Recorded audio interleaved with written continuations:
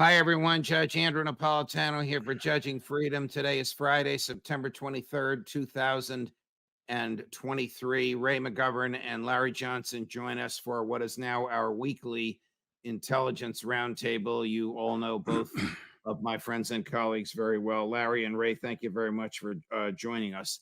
Thank you. Our friend and compadre, he'd actually get a kick out of being called compadre, Cy Hirsch, is out with another dynamite piece. Everything he writes is compelling, arguing that there's a dispute between the CIA and the DIA, the Central Intelligence Agency, and the Defense Intelligence Agency over how well the Ukraine military is doing. And of course, the White House will listen to the flavor of the month. The White House will listen to whoever tells it what it wants to hear. How can there be this kind of a dispute, Larry? And who is the White House favoring, according to Cy? Well, it's not with it's actually fairly common, and it depends upon the issue of which side is in the right. I remember back during the Contra Wars in 1986, 87, 88, I was the Honduran analyst, would frequently clash with the Defense Intelligence Agency analysts who were much more optimistic about the prospects of the Contras. So, we had a difference of opinion back then. Usually my opinion prevailed. Jump ahead to 2012, there were you were hearing a lot in the media and from the CIA about Syria's and weapons of mass, the gas, poison gas being used by Syria. Well, it turns out at that point, the Defense Intelligence Agency actually was giving a more balanced point of view. So jump ahead. Here we are today. A week and a half ago, 2 weeks ago, DIA's chief analyst sent out a guy who was designed to go out and deliver the party line that, we think there's still a real good chance that Ukraine might pull this off. Who is this, Larry? I forget his last name. Okay. But, a PhD, because you and I texted about him. Doctor. Yeah, he was. Well, he'd been a naval intelligence analyst, and then he got out and worked. He got a degree in political science. Okay. But so he was sent out. He didn't go out on his own. He didn't just say, "Oh, I'm going to get up today and talk to some press." But this is classic Washington when you start seeing people that go to Cy Hirsch now and tell a completely different story. And the story they told Cy is Ukraine has lost the war, not going to lose. They have lost. So, Ray, how do these agencies work? Do they work the same? They try to co-opt agents from a foreign government. They have signals intelligence and human intelligence, or do they work differently since one is civilian, CIA, theoretically civilian, and one is military, DIA? Judge, when there's a war going on, as was the case in Vietnam, the head of Central Intelligence, Richard Helms, at the time, was told by us analysts that there were twice as many Viet Cong under arms in South Vietnam as General Westmoreland and his deputy, General Abrams, were admitting to. Okay. We had a national intelligence estimate prepared, and we got back from Richard Helms, look, folks, you're right, but I can't approve this estimate because my first duty is to protect the agency.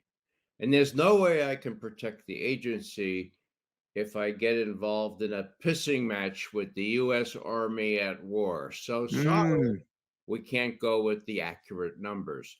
So did they lie to LBJ? I don't know if this was LBJ or Nixon, but whoever it was, did they lie to the White House? It was LBJ. Lies. Well, if you don't tell them the truth, is that a lie? If you acquiesce in what Westmoreland insists on, is that a lie? Well, if you know that Westmoreland says there are 200,000 and there are really 500,000, it's certainly an act of deception not to correct Westmoreland. You're dealing with the president of the United States. Yeah, I'm just telling you how the system works. All right. How does the system work on the ground? Is it the same? Do they have the same sources, the same signals intelligence, the same surveillance the I hate this. DIA and the CIA? Maybe Larry will agree with you, but it really doesn't matter. I mean, Cy Hirsch has some really good sources in the CIA, but if the head of the CIA is saying Russia has lost the war, the inability of Russian military to have any success has been laid bare to the whole world. As Okay. he said 6 weeks ago, what does it matter? If Okay. All right, Larry, Well, has there been well, Larry has let me jump in and explain something. The go ahead. Defense Intelligence Agency, their analysts will rely upon reports produced by CIA's human assets. So they will read those reports. The DIA also has defense attaches assigned to embassies overseas. They file reports back. The DIA does not collect and run agents in the same way that the CIA's Directorate of Operations does. So, Okay. but everybody should have access. The CIA analysts and the DIA analysts will all have access to the same information. They don't have different information. Has there been, Larry, a sea change in the thinking of senior CIA if it is now known to Cy Hirsch and others of this dispute in the intelligence community, CIA listening to its people on the ground, concluding Ukraine has lost, DIA gathering intelligence from the same sources as CIA, as you just told us, concluding Ukraine can win. What changed CIA's mind? Unless I have this wrong, Larry. Well, no, I think what's going on is there are at least some people in the CIA management who are reaching out to Cy Hirsch to say, this is over. Now, I'm sure there are others within CIA right now who are supporting the policy. I think the point Ray was making about back there in Vietnam, the role of the CIA, that role has changed. The CIA is diminished in stature compared to what it was 50, 60 years ago. It no longer has the same clout. It has access to some, the same kind of information from human sources, but it's now one of equals in theory, at least as they sit around the table. Ray, So, as far as you can tell, Ray, are Bill Burns and Avril Haines and whoever accompanies them still telling Joe Biden what they think he wants to hear, or are they reflecting senior management's views that it's over? Well, Judge, if you talk about senior management, these are all sycophants, pretty much malleable and kind of just going with the prevailing wind. We used to apply the term to Bobby Gates, for example. What's that flag on an airport? What do you call that thing? windsock, Windsock, right? Correct. So now Cy is talking to reputable people he's been in touch with forever. Okay, they're operations people, so you can't depend on them making. All right, so they're not management; they're operations people, like you two guys were, who are sick and tired of getting raw data to management that's being twisted and spun so that the recipient of it is pleased with it. Yeah. And I have to say, they are CIA folks. And so they have a sort of parochial interest in making themselves look good. And let's say they are good. But it doesn't matter, because when it comes to Burns is now on the cabinet. That should never happen. He's making decisions based on the intelligence that he serves up to others. That's a disconnect. That's a structural defect that should never happen. Happened first with Bill Casey, and we should have learned from that terrible example. Would Tony Blinken, I'm going to keep the president out of this because of his own issues, would Tony Blinken and Jake Sullivan and Lloyd Austin be aware of this dispute between CIA and DIA, Larry, or would they only see what the White House gets, which is the varnished version? No, they're aware. They have the ability to be aware. I think we're seeing revisiting the phenomena that Graham Allison wrote about, over 50 years ago with respect to groupthink. It's when a group of people get together and, it doesn't matter what the objective facts are. They come to believe in a certain narrative, and they are so seized with that narrative that they can't let go of it. And you saw that yesterday with Jake Sullivan at his press conference at the White House talking about the meeting between Biden and Zelensky. It was delusional. He was talking about, oh yeah, Ukraine's they've taken back more territory than Russia captured, and they're winning and they're moving on, and it was divorced from reality. But I then talked with a friend of mine who's still an active intelligence officer in the military, and he was describing a brigadier general that was in charge of this one particular command, and this was just 2 or 3 days ago, standing up and saying, yeah, guys, any minute now, Russia's going to crack. Russia's on the ropes. We just got to hang in there.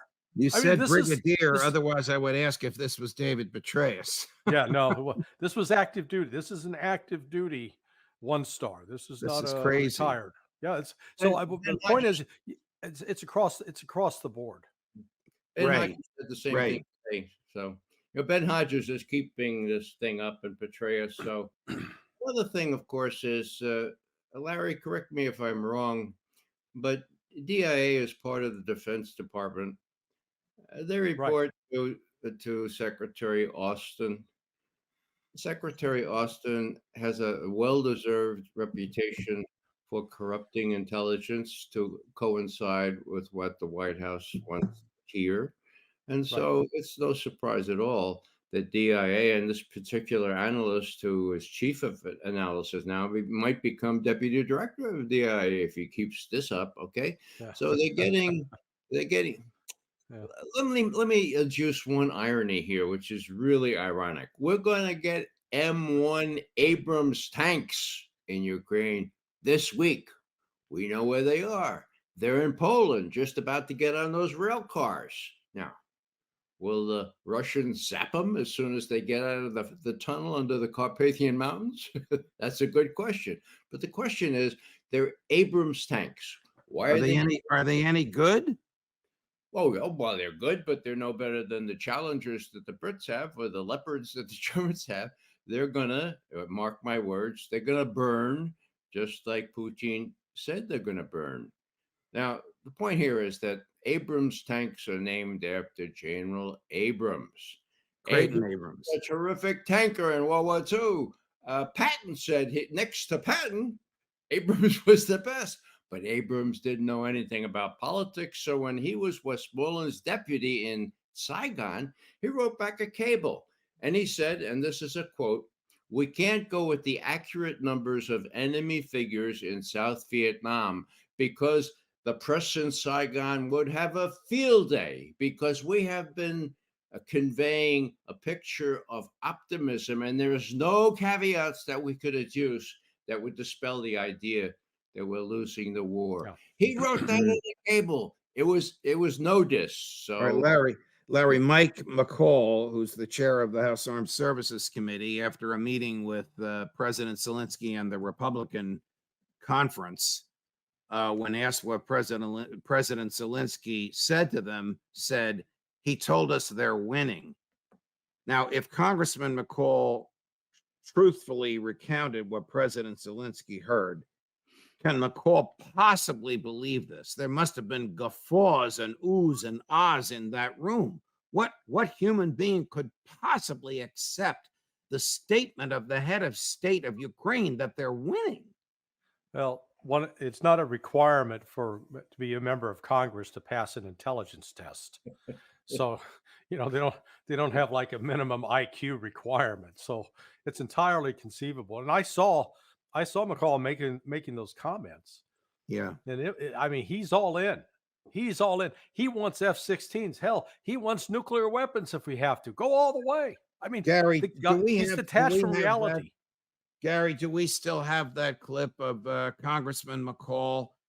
You got to listen. What was the president yesterday? Right here, sir. That he's winning. Here you go, Chairman. That he's winning, but that I asked, what do you need? What's your plans for victory? What do you need? Two things. It took air cover of the F-16s and the ATACAMS. It needs a longer-range artillery to hit Crimea, where the Iranian drones are coming out of. He doesn't have it. Right now, his troops are going in with no air cover. They have to take the mines by hand at nighttime. We wouldn't send our troops into that situation. So we need to give them everything they need. If this administration won't give it to them, then I submitted that we write it in our appropriations bill. Yeah. Wow. This is Neocon Central. So can he possibly believe, I know you guys are not shrinks, but you know the way people think. Can he possibly believe that Ukraine is winning? Number one. Number two, since he made that statement, which was yesterday, the White House announced that the ATACAMS, Larry, tell us with some specificity what they are, that the ATACAMS are going to make it to Ukraine, that he's going to release them. Oh, they announced that today? Yes. Oh, okay. So they've done a complete reversal. Well, the ATACMS missile has 190 mile range. So they call it, quote, a long distance rocket. The distance from Kiev to Donetsk is about 350 miles. So just you recognize that it's going to require the delivery system for this army. It's an air-to-ground missile or a ground-to-air missile launched from the ground. It's going to still require to bring it forward and bring it within range of Russian artillery and Russian airstrikes. It's just one more thing for the U.S. to blow up. And this notion that F-16s are going to be a game changer, that is, they'll get shot down just like anyone else. The way to monitor this, Judge, go to London, check in with the bookies, see what odds the bookies are offering for what day will the first Abrams get blown up. I guarantee you they're putting that out there as a possible wager. I've got October 5th. when Trump was forced to be arrested and booked in Georgia, the bookies were putting odds on his weight. Yeah. I mean, they'll bet on anything over there. It was north of 300. Trump walked out of the booking room and they had recorded 215. Now, don't ask me how that happened, but the bookies lost. The bookies lost a lot of money. Josh Hawley, I'm not a fan of his. I doubt either of you is. It's again Neocon Central. However, he did say, "Where's this money going? We have no inspector general." And he did say Biden doesn't want 28 billion more. He wants 100 billion more. Gary, run both of those clips. He insisted that all of the money is going directly to soldiers and that there's no diversion of funds whatsoever, including any humanitarian assistance that's not being diverted or mismanaged. But of course, we don't know because there's no inspector general to track our money. I mean, that's the other thing. We spent $113 billion. The administration wants another $100 billion over the next year. That's from Austin yesterday. And yet they will not agree to an inspector general. So the White House I think they want 28 billion. General Austin told the Republicans in the Senate 100 billion. Right. For what?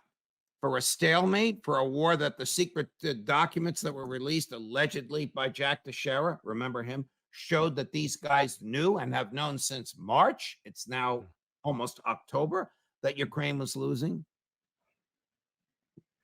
The polls have made a dramatic about face.